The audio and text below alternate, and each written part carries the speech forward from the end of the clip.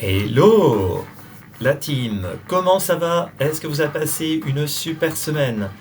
Alors, déjà un grand merci à tous mes abonnés, ça me fait un grand plaisir déjà d'avoir plusieurs abonnés sur ma chaîne. On est au tout début de cette formidable aventure, franchement j'ai hâte, j'ai vraiment envie de partager beaucoup plus de ma passion tech. Et donc ça me fait un énorme plaisir, donc un énorme merci, voilà. Et c'est vrai qu'un petit like, etc., ça fait toujours plaisir. Avoir des souscriptions, c'est toujours top, hein, on le sait. Donc voilà, je voulais vraiment vous remercier, ça me fait plaisir. Et là, je voulais profiter tout simplement pour lancer un nouveau format qui me tient à cœur. C'est en fait de me retrouver tous les samedis pour que je puisse partager un petit peu avec vous toutes les petites informations de la semaine qui m'ont marqué. Alors dans ce premier Tech On Air, tout simplement on va couvrir un petit peu l'actualité, en particulier des mini PC. Moi j'adore ça, vous le savez, j'ai un UM780 XTX de Minisforum, super petite machine. Et voilà, donc moi j'ai toujours été intéressé par la partie mini PC, je suis très intéressé sur les petites builds. Donc se faire un PC mini ITX, micro ATX, et si on peut y caser une super carte graphique, moi c'est vraiment c'est mon kiff. Donc voilà, vous aurez beaucoup d'informations dessus. Après, j'aime beaucoup aussi tous les autres PC, donc vous verrez aussi des actualités hardware, vous me verrez aussi toucher à d'autres types de PC. Mais c'est vrai que moi, on va dire, ma signature, c'est vraiment le côté mini PC, la miniaturisation dans le hardware, c'est vraiment un truc que j'adore.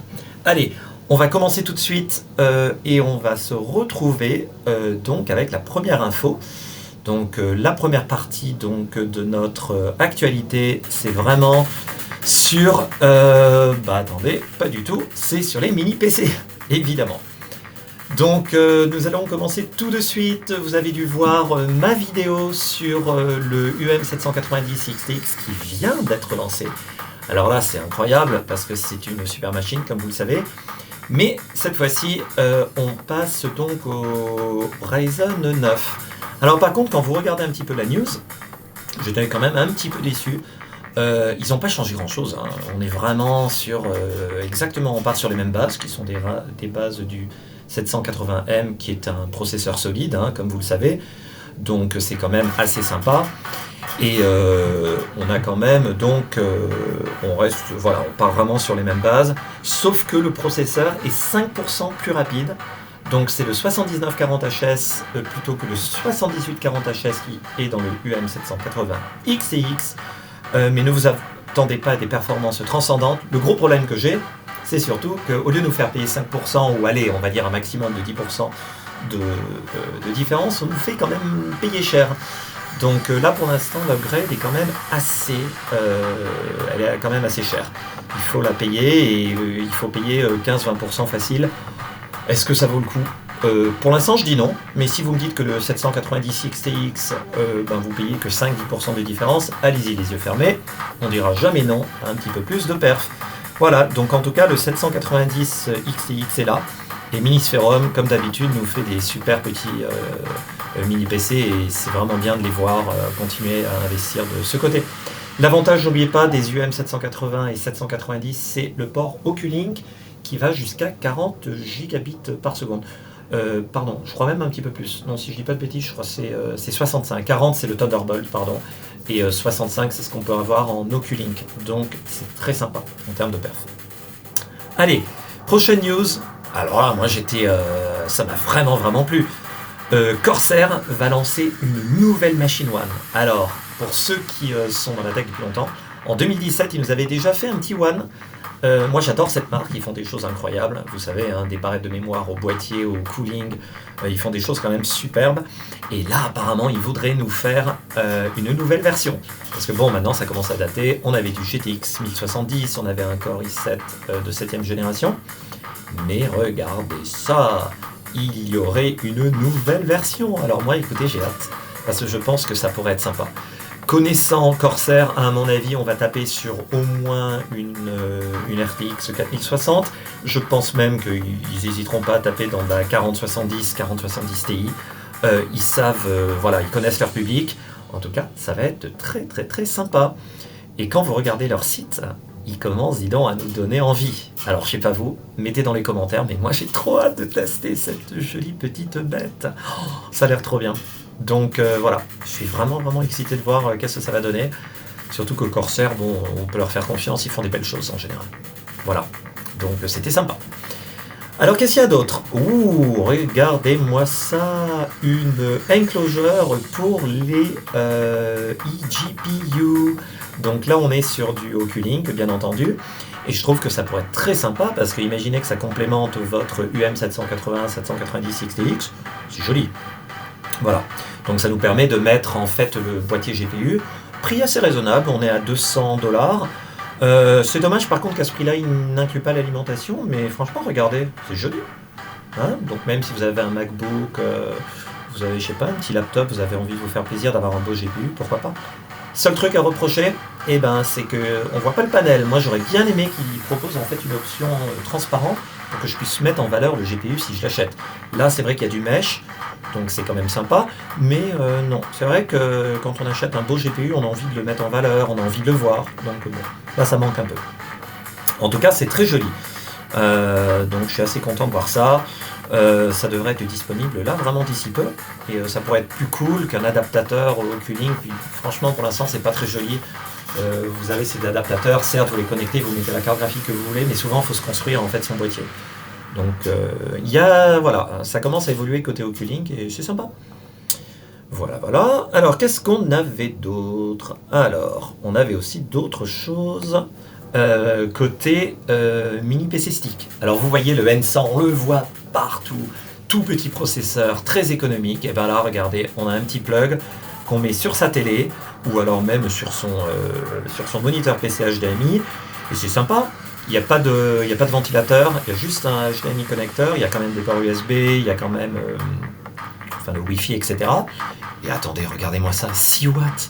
Donc si vous avez vraiment une toute petite boîte, c'est sympa, regardez, vous avez 4 Go de RAM, 64 Go de stockage, vous avez aussi donc en version 8 Go, ça sera quand même un petit peu mieux, parce que franchement je sais pas qu'elles sont faites avec 4 Go aujourd'hui, mais il y a quand même du Windows 11, il y a du Linux si vous préférez, donc pour vous faire une petite box, franchement ça peut être sympa, même un petit NAS, un petit serveur vidéo, ça peut être sympa. Je trouvais que c'était cool, voilà. Donc comme vous voyez, on a quand même 2 ports USB, un port HDMI, un port RJ45, vous avez une sortie audio, un micro SD card. Allez, moi je trouve ça sympa. Le prix, ouais, ça va, c'est pas trop mal. Le problème c'est que c'est en dollars et qu'à chaque fois en Europe, nous on va se faire...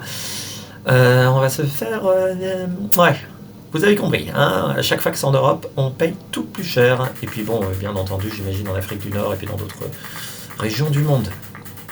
Alors qu'est-ce qu'on avait d'autre? Ouh, regardez-moi ça. Le Mac Mini. Alors le Mac Mini, très beau mini PC, donc plutôt si on est du côté Apple, j'aime bien, ce sont des belles machines, franchement on peut faire des choses sympas.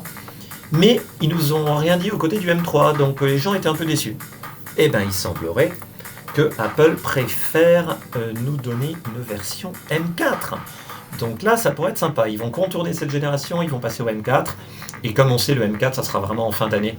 Donc on pourra avoir un refresh. Si vous aimez les Mac Mini, attendez la fin de l'année. Donc ça pourrait être sympa. Et à mon avis, le M4 va envoyer grave. On est quand même sur un processeur assez costaud.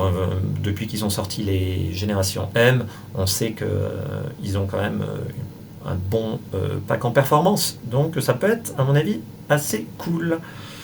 Alors, maintenant, nous allons passer sur l'actualité du côté de nos amis les CPU. Donc là, on est chez les processeurs et il y a eu pas mal de choses cette semaine. Les sorties Ryzen commencent à se préciser. Vous avez vu du côté Snapdragon X, c'est là avec la première news par laquelle on va commencer. Alors, apparemment, le Snapdragon X est en train de tout défoncer. Au niveau performance, ça a l'air incroyable. Et ils disent qu'il serait encore plus puissant que le M3. Vraiment? Bon, je sais pas. À voir, faites-vous votre avis. En tout cas, ça a l'air quand même assez sympa. Et ce qui est intéressant, c'est que, en fait, du côté ARM, sur le long terme, on pourrait très bien se poser la question si ça pourrait pas, de plus en plus, en fait, être un format d'adoption. Parce que vous imaginez, en termes de performance, en termes de consommation, on est quand même pas mal.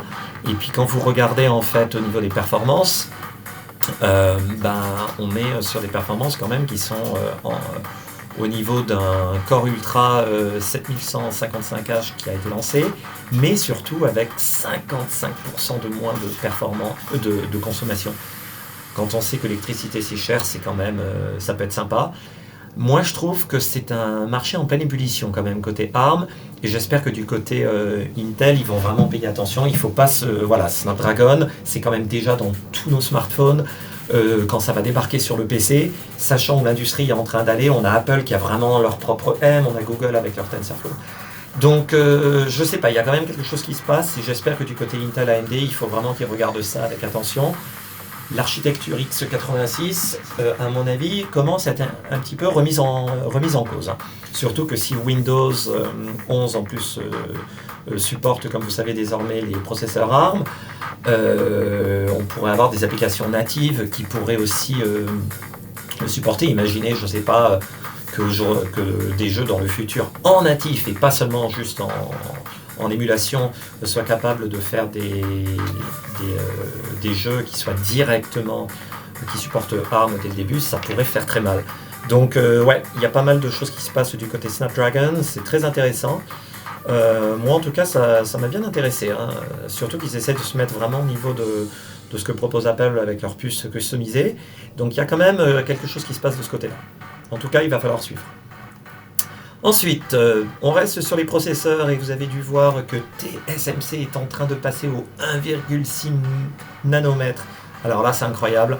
Et donc, ça va encore nous permettre de passer à des puces qui sont encore plus petites, qui consomment moins, mais surtout, parce qu'évidemment, on ne va pas nous réduire la taille de nos puces. Hein. Aujourd'hui, elles font quand même la taille d'un gros rectangle qu'on met sur son PC. Mais donc, ça va permettre de mettre encore plus de transistors dessus.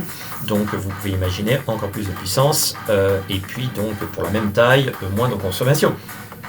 Donc, ça peut être très sympa. Alors, pour l'instant, on était sur le 2 nanomètres et ça paraissait incroyable. Et puis, il y a très peu de processeurs pour l'instant qui sont faits avec ça. Et là, on est à 1,6 nanomètres. Donc, TSMC, comme d'habitude, innove en permanence. Et à mon avis, ça va être adopté très, très bientôt. Alors, côté puce, on a les Chinois, hein, vous voyez, ça fait quand même déjà pas mal de mois qu'ils commencent à nous sortir des nouveaux processeurs de leur côté. Comme vous savez, il y a des sanctions américaines qui les empêchent d'importer les processeurs les plus puissants, donc du coup ils sont en train de faire leur propre collection. Et c'est pas mal, hein, quand on regarde le Zhaoxin KX7000, donc un processeur de 8 cœurs, qui a l'air quand même d'être au niveau donc d'un, ou voire mieux par rapport à un Intel Skylake.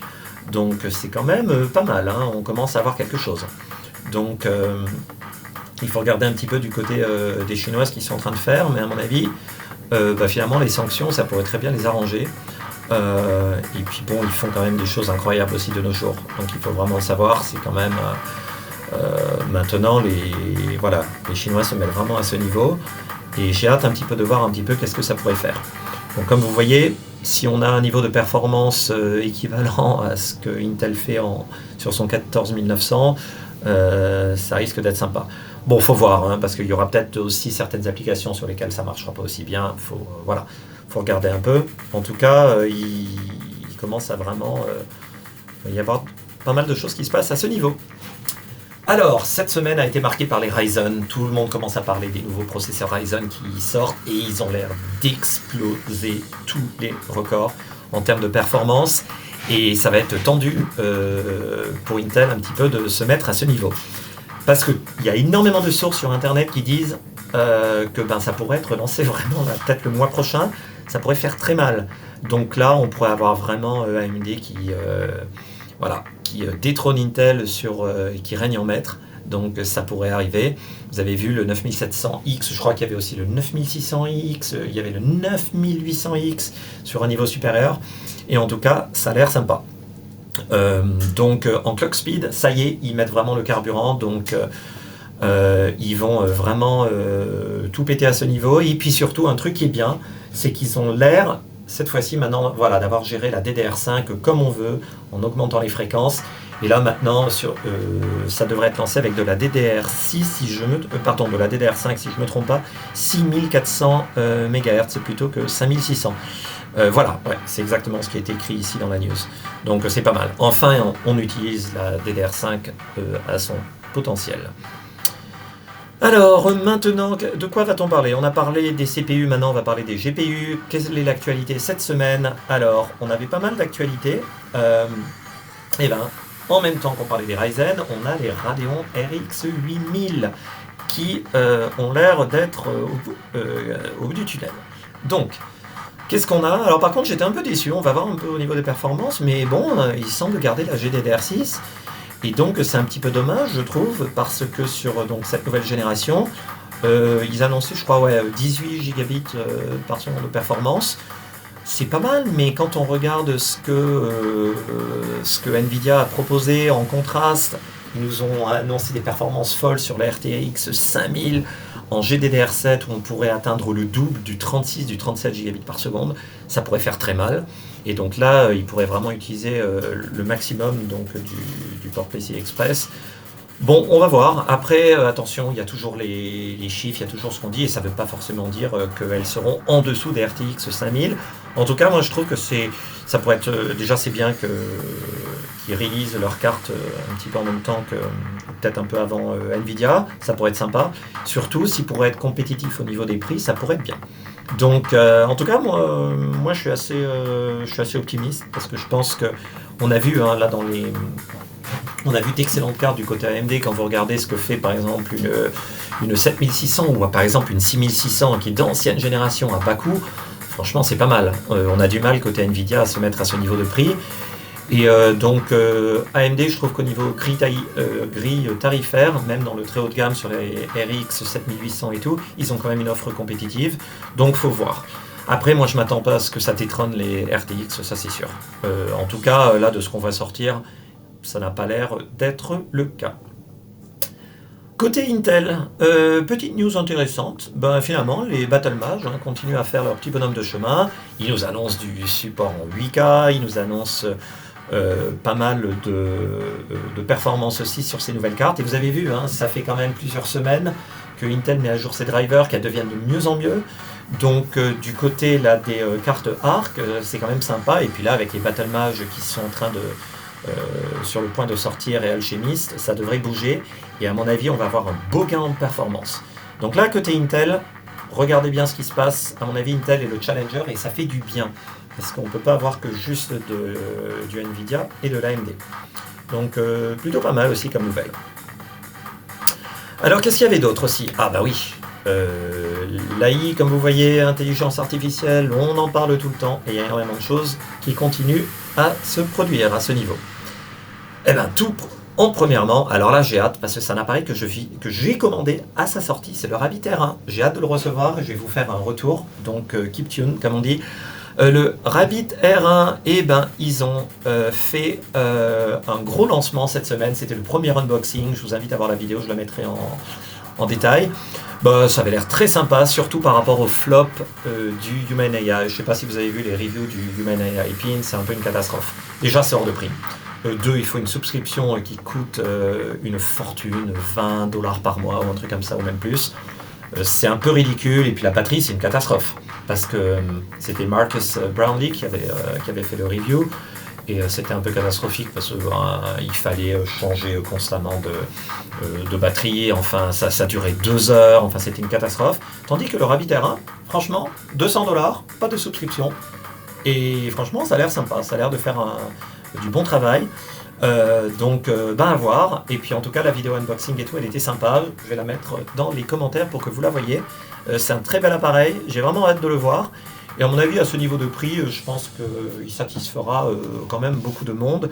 Et puis c'est un petit peu, pour ceux qui ne connaissaient pas trop cet appareil, c'est un peu avoir ChatGPT mais sur sa main plutôt que d'utiliser son téléphone. Donc attention, c'est pas un produit révolutionnaire, c'est juste un produit qui nous permet de ne pas toujours avoir à utiliser le téléphone quand on le fait, et d'avoir plutôt ce petit appareil sympa, on parle et puis ça nous donne des réponses. Voilà, moi je m'attends pas à un matériel incroyable, mais je m'attends surtout à peut-être un petit gadget qui peut être sympathique au quotidien, surtout à ce niveau de prix. Côté AI, alors franchement, je vous recommande d'aller cette fois-ci du côté chez Pax. Alors Pax nous a fait une interview incroyable. Donc c'était super, il a interviewé Donc du côté Nvidia, j'ai oublié un petit peu le nom de cette personne qui travaille chez Nvidia, mais franchement c'est une super vidéo, je vous la recommande de la voir. Pour la vulgarisation AI, comment nos GPU sont utilisés, comment Nvidia est devenu ce qu'ils sont devenus, comment ça se fait que c'est la référence un petit peu partout de nos jours. Incroyable, j'ai appris énormément de choses, j'ai trouvé que c'était extrêmement bien fait. Et donc un grand merci à Pax pour nous faire à chaque fois donc, des vidéos incroyables. Donc je vous invite à aller la regarder. Si vous voulez apprendre un petit peu plus sur l'IA, je vous le recommande largement. Franchement, ça valait le coup, c'était top. Alors, côté AI, il y avait autre chose aussi qui s'est passé. On a Apple qui cette fois-ci a fait son release de l'OpenILM. Donc là, pareil, c'est un large language model, un petit peu similaire à ChatGPT, un petit peu à Gemini et tout ça. Donc ça y est, ils ont enfin rejoint un petit peu toutes les autres